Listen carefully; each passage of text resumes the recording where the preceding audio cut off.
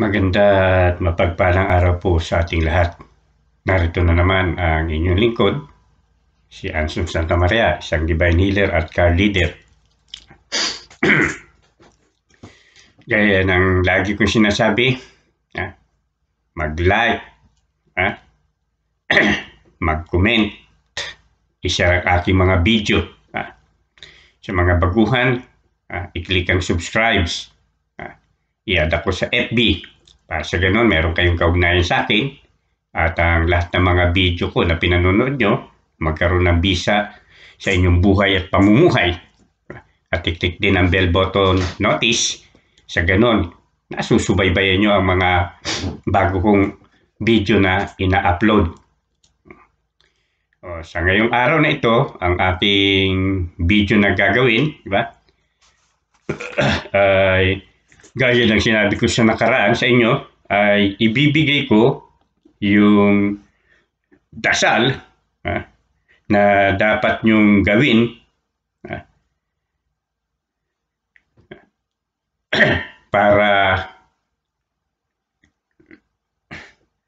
madebosyonan yung mga orasyon na panggayuma na inyong gagamitin, di ba? At ibibigay ko rin, di ba, yung orasyon na pangpaandar sa gayuma na makapangyarihan. Yung dalawang yan ang ibibigay ko sa sa araw na ito. Di ba? Maikli lang to. Diba? Kaya bali ito ay karugtong nung una kong video na paano gagayumahin ang tao sa pamamagitan ng kanyang buong pangalan. Ano? At itong ibibigay ko sa inyo, di ba? Bali, pambuhay ito sa lahat ng orasyong panggayuma. Tandaan nyo, sa panggayuma lang ito magagamit. Pero sa ibang mga orasyon, hindi nyo na ito magagamit. Sa mga tweet, particular na gamit lang ito para sa mga panggayumang orasyon nyo na gagamitin nyo, lalo't kung orasyon na taglay-taglay nyo ay dinampot nyo lang, pinulot nyo lang sa internet, gaya sa FB o sa YouTube. No? Para yan ay mabuhay nyo. Sa makatwid, ito ay isa ring paraan ng pagdidibusyon upang pag ginamit nyo na yung mga orasyon yung panggayuma, magkaroon ng bisa, bertud, o kapangyarihan.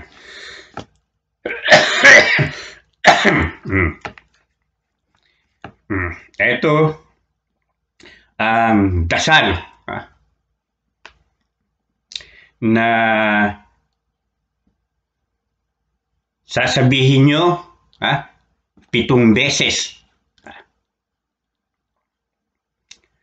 tuwing umaga at hapon o gabi, di ba? Makatwid sa umaga o sa hapon o kaya sa gabi bago matulog. Di ba? Ito ay dadasalin nyo na patungkol doon sa orasyon na gayuma na inyong taglay-taglay. Paano ito? Sasabihin ko muna yung dasal na ito, na ipatutungkol nyo dun sa mga orasyon yung taglay na may kinalaman sa panggagayuma. Ito.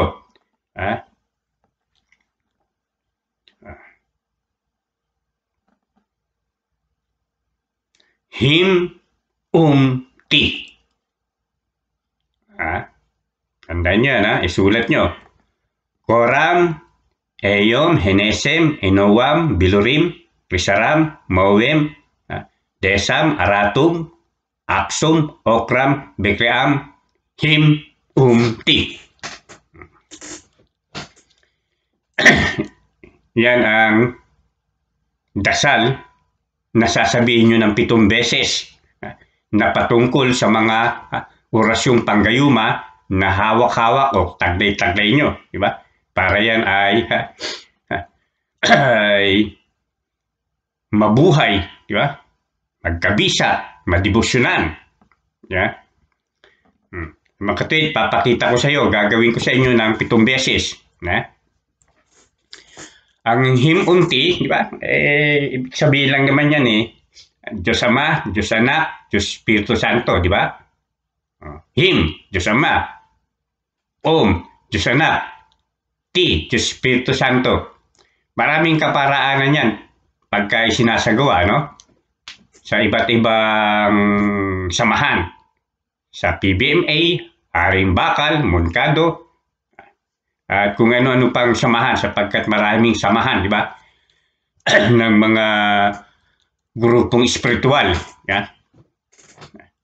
Ng iba dyan ay mga samahan ng mga manggagamot.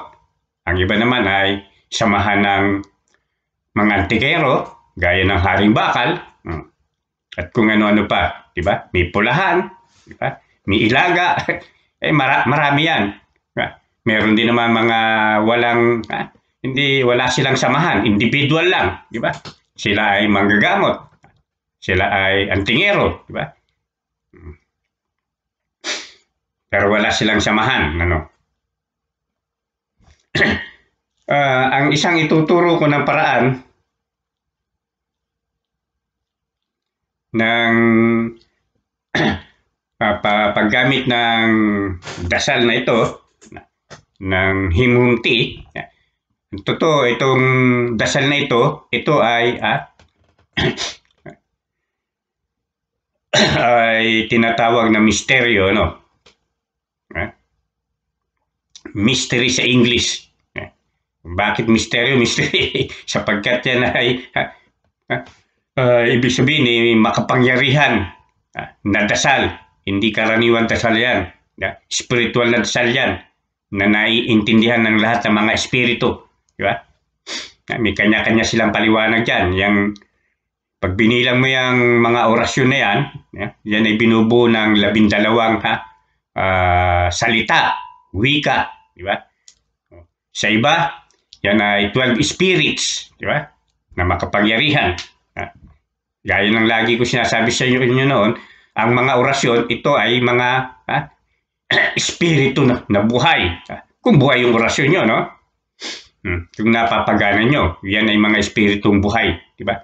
Na yung mga orasyon na yan, na binabanggit, yan ang kanyang pinakapangapangalan. Sige. Ang isang, maraming pinagagamitan ng him-unti. Ang isang gamit nito na ituturo ko sa inyo, ay ganito. Him, dito na ito sa sikmura, di ba? O sa pusod. Sa bibig. Ti. Itaas nyo lang yung kamay yung ganon. Papuntang langit. Ibig sabihin patungkol sa langit. Di ba? Sa mga tuwid, dasalin na natin, Pero bago ka magdasal, ganito sasabihin nyo. Ako ay magdarasal ng 7 misteryo na iniaalay ko sa mga orasyon kong taglay para sa panggayuma. Him, ti. Magdasal na tayo ngayon, Coram eum hinesem inowam biluning soma indesem ratum aksong okram bikream.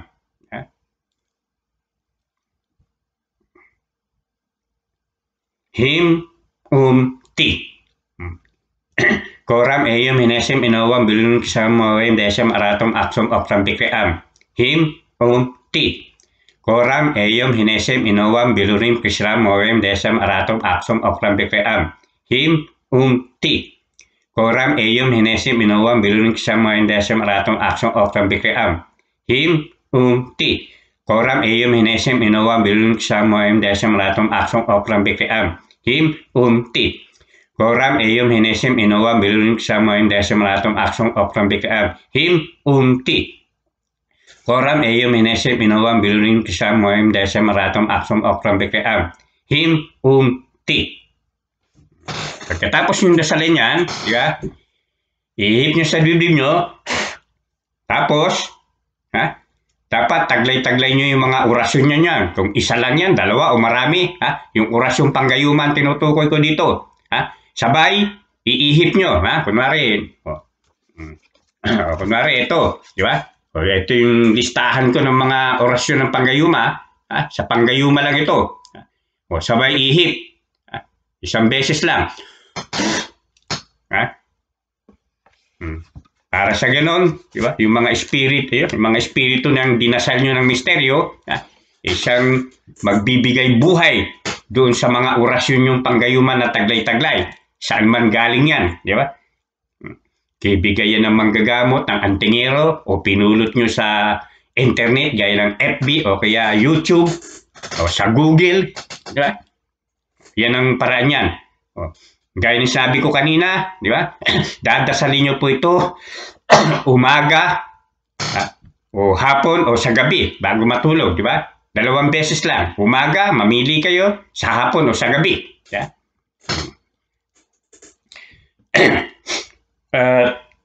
Gawin nyo ng magkaparehong oras. Halimbawa, kung sa umaga, nagdasal kayo ng alas 6, o sa hapon, o gabi, alas 6 nyo rin gagawin.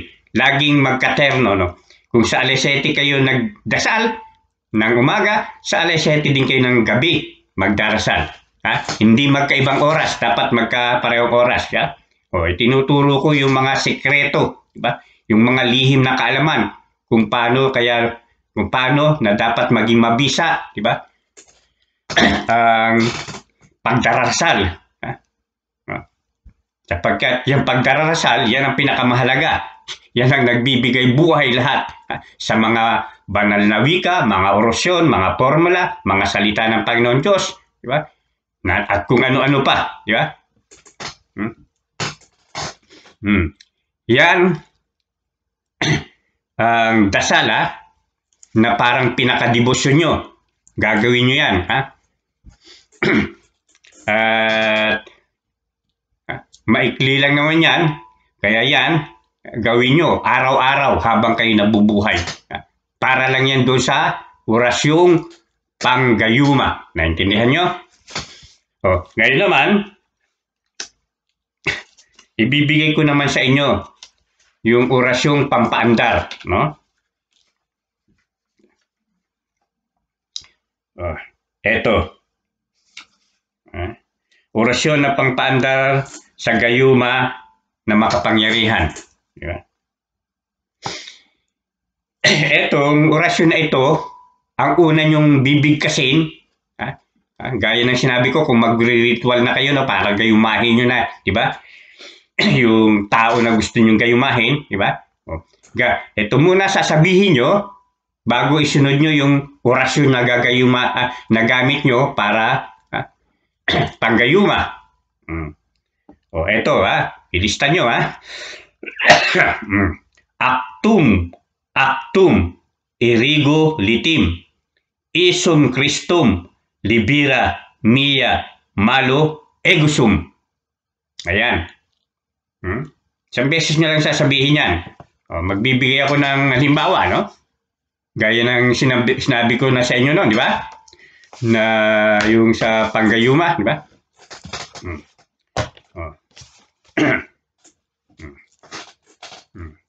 Siyempre, lagi gaya ng binanggit ko sa inyo, sa umaga, nagdasal kayo ng misteryo na itunuro ko sa inyo, yung koram, no? Umaga, sa gabi, di ba? Alas 6 ng umaga, alas 6 ng gabi. Basta't kung anong oras na umaga na magagawa nyo, alas 8 ng umaga o alas 8 ng gabi. Pagka yan ay nagagawa nyo na, pwede nyo nang gamitin yan. No? Basta't yan, gawin nyo araw-araw. Di ba? Walang mawawala sa inyo. Kasi yan, makatutulong sa inyo. Para, gaya na sinabi ko sa inyo, magkaroon kayo ng bisa sa pagdarasal. Ibibigay ko ng halimbawa yung orasyon na papandar sa gayuma. Di ba? Una, sasabihin nyo yung Di ba? Gaya ng binanggit, tinuro ko sa inyo sa nakaraan, babanggitin nyo ng 3 beses yung gayumang orasyon. Sa makatwid, kasama itong pampapaandar ng gayuma sa orasyon. O, paano yan? O, ganito, di ba? Actum actum, irregulitim, isum Christum, libera mia malo egusum. Abracadabra, spiritum, spiritum. Abracadabra, spiritum. Abracadabra, spiritum. Makatwid, isang beses nyo lang sasabihin yung pagpapaandar. Tapos, sunod nyo na yung 3 gayumang pang-orasyon nyo. Gaya ng ginawa ko ngayon. Pasunod nyo na yung pangalan, di ba? Sabi ko nga, kung lalaki, Juan de la Cruz, Juan de la Cruz, Juan de la Cruz. Kung babae, Maria Magdalena, Maria Magdalena, Maria Magdalena. Tapos yung wish na huli, di ba? Wala kang ibang iisipin, iibigin, at hahanap-hanapin maliban sa akin. Sabihin nyo yan ng may buong pananalig. Mula dito, mula sa puso. Ikaw mismo nananalig ka sa ginagawa mo. Kasi pagka hindi ka nananalig, paano mo nga mapapaandar yung bagay na yan?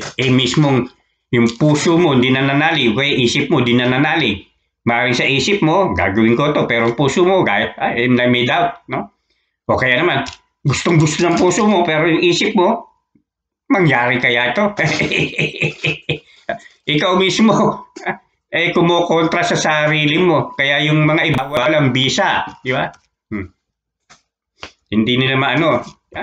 Gaya nga, di ba, nang sinabi ko sa mga nakarang video, nang gagamot ako, gamit ko isip at damdamin lang. Hindi ko kailangan mag-orasyon. Sabihin ko lang, itong tao ito, gagamutin ko at gagaling. Kung sino, kung ang sakit nito ay spiritual, sino gumagawa nito, nagbibigay ng sakit, tigok sa akin. Hihigupin ko ang kanyang kapangyarihan, ang kanyang kaalaman. Pupuksain ko siya. Hindi man siya agad mamatay sa oras na panggagamot ko, di ba? Magkakaroon siya ng malubhang sakit. Ibinabalik ko yung ginagawa niya doon sa pasyente. At madali siyang mamamatay sa lahat ng kaparaanan. Hindi lang malubhang sakit, maari siyang mamatay sa krimen, maari siyang aksidente, maari siyang bangungutin. Yan ang mga ikamamatay ng mga yan. O sige, naibahagi ko na itong kalaman sa inyo sa ito. Manali kayo, sumampalataya kayo. Maganda nga yan huwag na kayong manghingi sa akin ng nagkalat yung mga gayuma dyan sa, di ba? Sa internet. Yan ang anuhin nyo. Pagka yan inapaandar nyo, di ibig sabihin, ang galing. Di ba? Nakapagpapaandar na ako ng orasyon. Kailangan kayo nagre-research. Kayo mismo ang gumagawa kasi ako, hindi naman ako ganyan. Nire-research. Diba? Gusto nyo talagang maging tunay na, magkaroon ng power na gaya ng isang tunay na manggagamot, at tunay na antingero. Hindi yung inaasa nyo lahat, di ba? Kasi yung mga yan, bago ko taglay ng mga kapangyarihan yan, kapagana, meron din akong ginawa, di ba? Hindi ako nanghingi. Hingi nyo. Hindi nahingi yan. Gaya nga doon sa unang video ko, di ba? Yung first timer ko, di ba? Gumugol ako ng panahon, ng pera. Di ba? Pumunta ako ng effort, pumunta ako doon sa lugar na yon. Para lang mabigyan ako niyang orasyon. Hindi ko hiningi. Hindi ako nag-donate. Binayaran ko kung magkano talaga yung halaga. Kaya gayon din kayo. Hindi yung hingi ng hingi. Sige na. Ito ang inyong lingkod, si Anson Santa Maria, isang divine healer at card reader. Mapagpalang araw sa ating lahat.